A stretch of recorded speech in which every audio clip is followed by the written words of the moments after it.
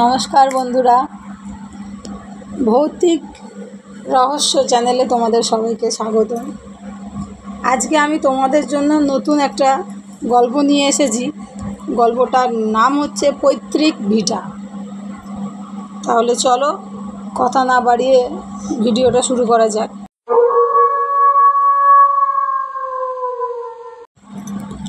মধুমতি নদীর ওপরেই দোকানের প্রকাণ্ড কোঠা বাড়িটা।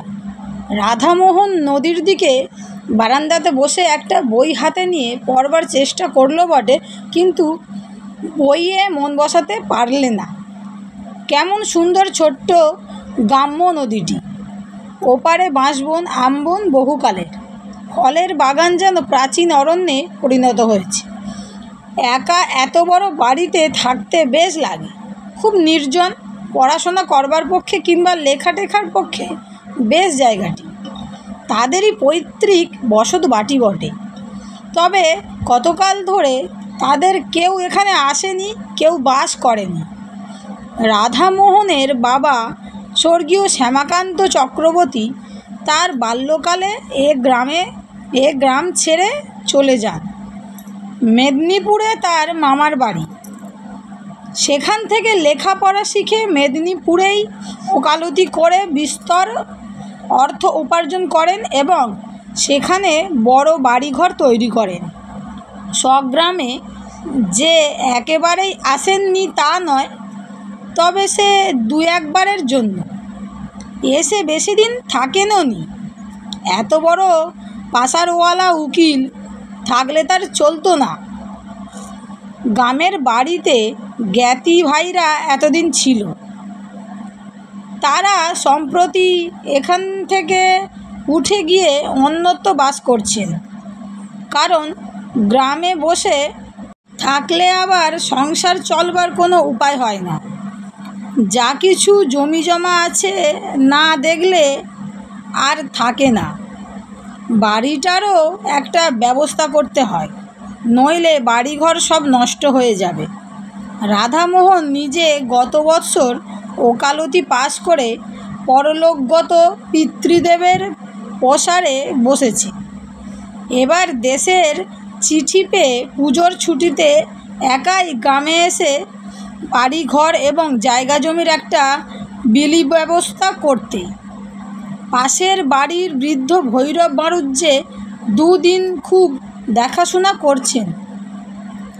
তিনি জোর করে তার বাড়িতে রাধামোহনকে নিয়ে গিয়ে কদিন খাইয়েছেন, নইলে রাধামোহন নিজেই রেঁধে খাবে পৈতৃক ভিটেতে, এই ঠিক করেই এসেছিল।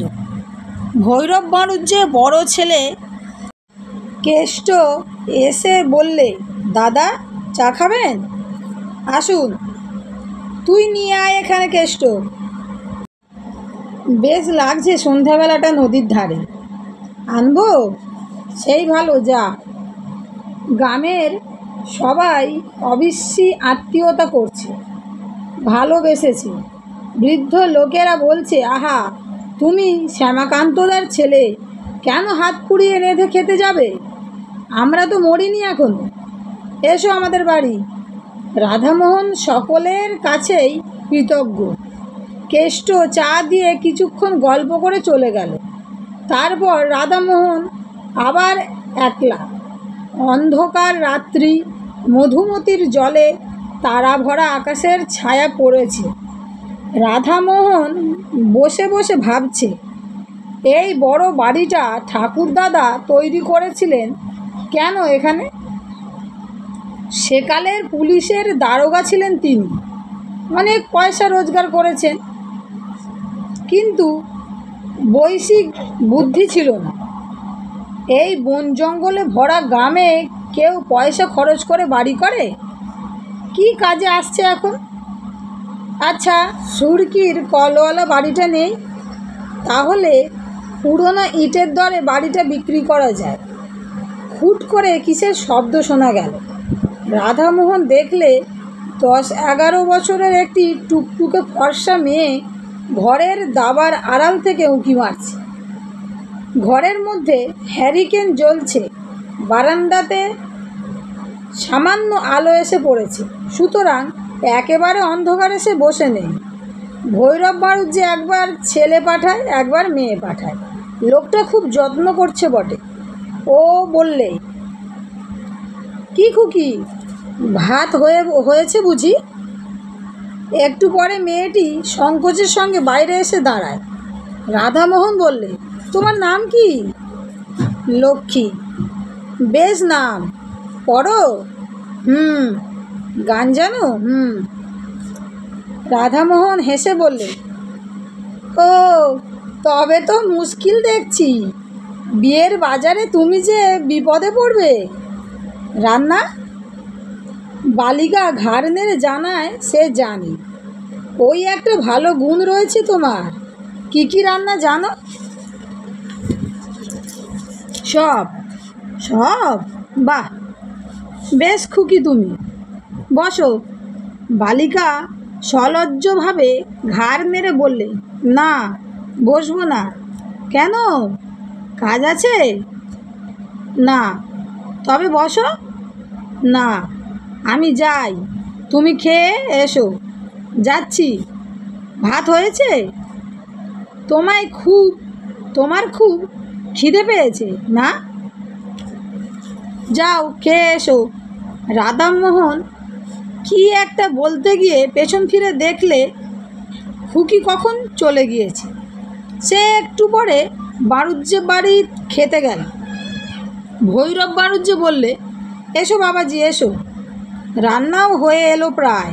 রাধামোহন বললে, হ্যাঁ, আপনার মেয়ে ডাকতে গিয়েছিল যে। খাওয়া দাওয়া করে রাধামোহন চলে এলো একা। নির্জন বাড়িতে তার বেশ লাগে। তার পূজ্যপাত পূর্বপুরুষেরা যেন অদৃশ্য চরণে এখানে বিচরণ করেন। এই বাড়িতে তার পিতামহ বাল্যকালে খেলে বেরিয়েছেন। তার পিতামহী নববধূরূপে প্রথম এসে দুধে আলতায় পা রেখে দাঁড়িয়েছিলেন এ বাড়ির প্রাঙ্গণে। আজ তারা বিদেশে গিয়ে বড় বাড়ি ফেঁদে বাস করছে, দেশকে ভুলেছে। গভীর রাতে ঘুমের ঘোরে সব পূর্বপুরুষেরা যেন এসে অনুযোগ করেন, কেন আমাদের ছেড়ে চলে গেলে? কি করেছিলাম আমরা? পরদিন সকালে উঠে সে নিজের জমি জমা নিয়ে ব্যস্ত হয়ে রইল। সারাদিন কাটল সেভাবে। রাতে বারান্দাতে বসেছে, আবার সেই খুকিটি এসে দরজার আড়ালে দাঁড়ালো। প্রথমটা রাধামোহন টের পায়নি। বড় লাজুক মেয়ে, নিঃশব্দ চরণে কখন এসে যে দাঁড়ায়। রাধামোহন বললে, ও খুকি। ভাত হয়েছে নাকি? আজ দেরি হবে, মাংস রান্না হচ্ছে তোমার জন্য। সত্যি? তবে তো আজ ফিস্টের ব্যবস্থা। না, ভোজ যাকে বলে। কি বলো? খুকি হেসে চুপ করে রইল। বেশ মেয়েটি, বেশি কথা বলে না, শান্ত সলজ্জ ব্যবহার। রাধামোহন বললে, তোমার মামার বাড়ি কোথায় খুকি? ভুলে গিয়েছি। ভুলে গিয়েছো কীরকম? সেখানে যাও না?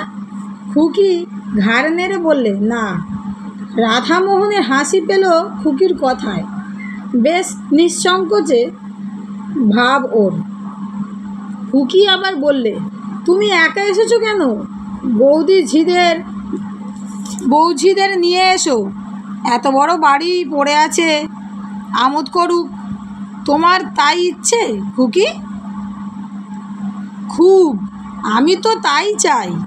কেন? কতকাল এ বাড়ির এমনি পড়ে আছে না, কেউ পিদিম দেয় না। এ কথাটা ওর মুখ থেকে শুনে রাধামোহনের আশ্চর্য লাগলো। এতটুকু মেয়ের মুখে এমন কথা, পাকা গিন্নির মতো। ও কৌতুকের সঙ্গে বললে, তোমার তাতে খারাপ লাগে না কি খুকি? বাহ, লাগে না? তোমরা সবাই এসো, বাড়িতে শাঁখ বাজুক, সন্ধ্যের পিদিম দেওয়া হোক। কথা শেষ করেই সে ব্যস্তভাবে বললে, তোমার খুব খিদে পেয়েছে না? বড্ড রাত হয়ে গেল। না না, এমন আবার বেশি রাত কি? তোমার আবার সকালে খাওয়া অভ্যাস। তুমি কি করে জানলে খুকি? অস্ফুট হাসির সুর মাত্র শোনা গেল, কোনো উত্তর এলো না। একটু পরে মাথা দুলিয়ে দুলিয়ে খুকি বললে, ভালো লাগে, বড্ড ভালো লাগে।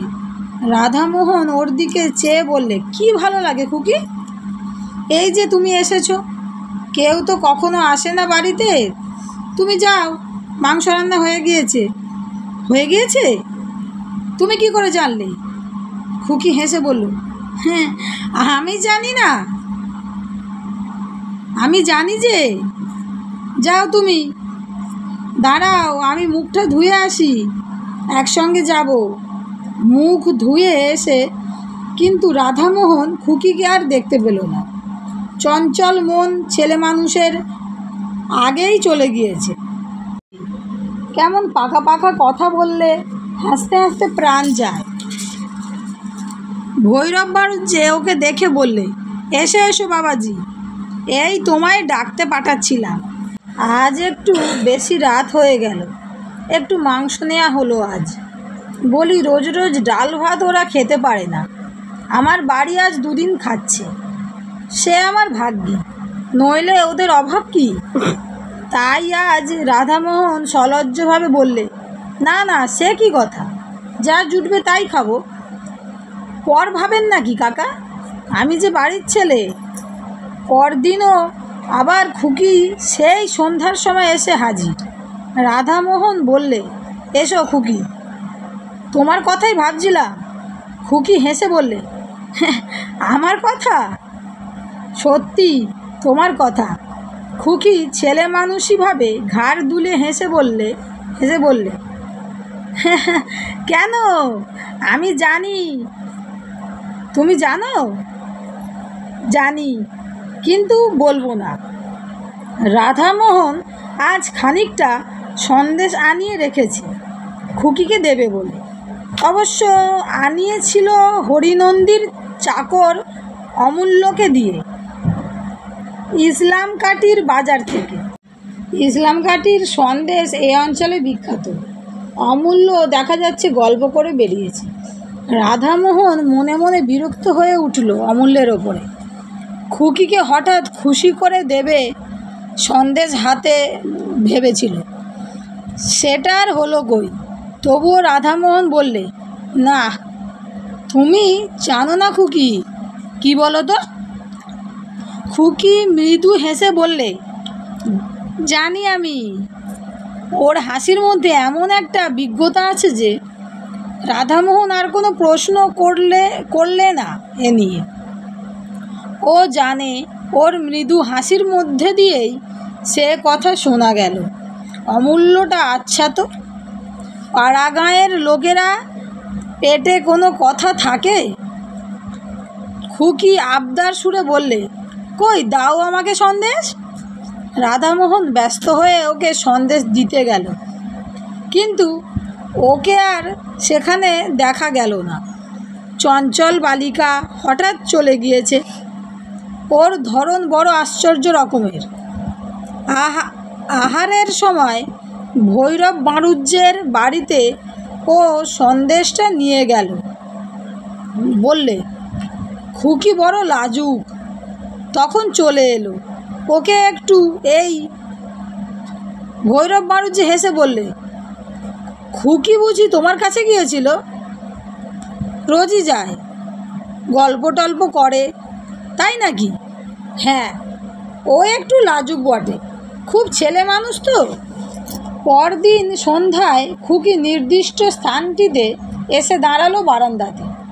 রাধামোহন বললে, কাল অমন করে চলে গেলে কেন তুমি? আমি ভারী রাগ করেছিলাম কিন্তু। খুকি হেসে চুপ করে রইল।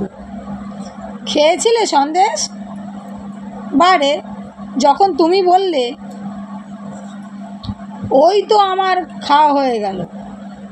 পরক্ষণেই সে যেন স্নেহের সুরে বললে, তুমি এই এসেছো? আমার কত ভালো লাগছে, পিদিম জ্বলছে। বাড়িতে একা একা ভালো লাগে। শহরে যাবে? চলো না আমার সঙ্গে, চলো।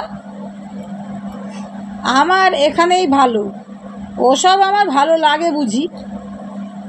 বাহ, কতটা কি ছবি, কত খাবার দাবার, হোক গে, আমার তাই কি। তুমি আবার আসবে বলো? আসবো নিশ্চয়ই, কেন আসবো না। এতদিন তো আসোনি, ঘিটেতে সন্ধ্যের পিদিম জ্বলেনি তো। আচ্ছা, আসি আজ। তুমি তো মঙ্গলবারে যাবে। রাধামোহন একটু আশ্চর্য হলো। মঙ্গলবারে সে যাবে বলেছিল নাকি ভৈরব বাড়ুজ্যেকে? ভৈরব কাল আবার বাড়িতে গল্প করেছে। তারপর দুদিন রাধামোহন বৈষয়িক কাজে অন্য গ্রামে গিয়ে রইল। সোমবার অনেক রাত্রে রিক্সা যোগে স্বগ্রাম ফিরল বটে, কিন্তু ভৈরব বাড়ুজ্যের বাড়ির কারোর সঙ্গে এত রাতে আর দেখা করলে না। ঘরে চিড়ে ছিল, তাই খেয়ে রাত কাটালে। পরদিন সে যাবার জন্য তৈরি হচ্ছে, ভৈরব এসে বলল, কাল কত রাত্রে এলে, খেলে কোথায়? আমাদের ডাকা তোমার উচিত ছিল। তুমি তো ঘরের ছেলে, এত লজ্জা করো কেন? ছি। রাধামোহন বললে, আপনার খুকিটিকে একবার ডেকে দিন না। বেশ বেশ, এক্ষুনি রাখছি, দাঁড়াও। একটু পরে একটি 8 বছরের কালো মতো মেয়ের হাত ধরে ভৈরব বাড়ুজ্যে সেখানে নিয়ে এলেন। রাধামোহন বললে, এ খুকি তো নয়, এর দিদি। ভৈরব বাড়ুজ্যে বললে, এর দিদির তো বিয়ে হয়ে গিয়েছে, সে তো শ্বশুর বাড়ি আছে। তুমি তাকে দেখোনি? তবে আপনার বাড়ির অন্য কোনো মেয়ে? আমার বাড়িতে বাবাজি আর কোনো মেয়ে নেই। তবে অন্য কোনো মেয়ে? কিন্তু না, আর কোনো মেয়ে এ পাড়ায় নেই ও বয়সের। 2 ঘর তো মোটে ব্রাহ্মণের বাস। বয়স কত? রাধামোহনের হঠাৎ মনে পড়ে গেল, বললে, ওর নাম বলেছিল লক্ষ্মী। লক্ষ্মী? সে আবার কে? কই, ও নামের মেয়ে এ গ্রামেই নেই। তোমার শুনতে ভুল হয়ে থাকবে বাবাজি। শুনতে ভুল হতে পারে নামটা, কিন্তু সে খুকিটিকে, সে তো আর ভুল হবে না। কই বাবাজি, বুঝতে তো পারলাম না। ও বয়সের ও নামের মেয়ে আমাদের পাড়ায় নেই ঠিকই। রাধামোহন চিন্তিত মনে বিদায় নিলে।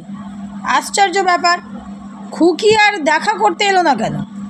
স্বগ্রাম থেকে ফিরবার 2 বছর পরে রাধামোহন তার পিসির বাড়ি গিয়েছে জব্বলপুরে। সেখানে পুরনো একটা ফটো অ্যালবাম খুলে দেখতে দেখতে একটি মেয়ের ফটো চোখে পড়ল। এই মেয়েটিকে সে যেন কোথায় দেখেছে, ঠিক মনে পড়ল না। পিসিমাকে ডেকে ফটোটি দেখাতে তিনি বললেন, একে তুই দেখবি কোথায়? ও তো আমার ছোট বোন, তোর ছোট পিসি 12 বছর বয়সে মারা যায়।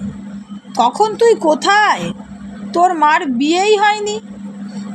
আমরা তখন সব আমাদের গাঁয়ের বাড়িতে থাকি। তারপর পিসিমা কতকটা যেন আনমনেই বললেন, আহা, একটু একটু মনে হয় ওকে। বেশ দেখতে ছিল সে, আজ 40 বছরের কথা। তারপর বাবাও দেশ ছেড়ে মেদিনীপুর চলে এলো। দেশের বাড়িতে ওর যাওয়াই হয়নি। বিয়ের পর আমি একবার মোটে গিয়েছিলাম, সেও আজ 20 বছর আগের কথা। রাধামোহন অবাক হয়ে চেয়ে রইল অ্যালবামখানা হাতে করে। হঠাৎ মনে পড়তে বলল, কি নাম ছিল ছোট পিসিমার? পিসিমা উত্তর দিলেন, লক্ষ্মী। বন্ধুরা, গল্পটা এখানেই শেষ করলাম। আর গল্পটা কেমন লাগলো অবশ্যই কমেন্টে জানাতে ভুলো না। আর ভালো লাগলে অবশ্যই বন্ধুদের সঙ্গে শেয়ার করে দিও। আর আমার চ্যানেলটিকে সাবস্ক্রাইব করে লাইক করে আমার পাশে থেকো।